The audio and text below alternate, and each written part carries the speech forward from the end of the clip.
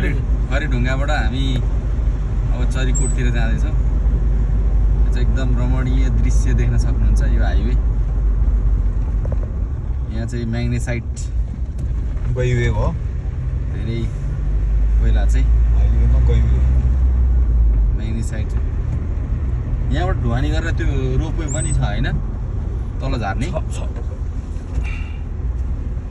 अब यहाँ बिस्तारै अगाडि चेकपोस्ट पनि आउँछ मामाहरू त्यो दाइले यहाँ सिट बेल्ट बाँध्न थाल्नुपर्छ।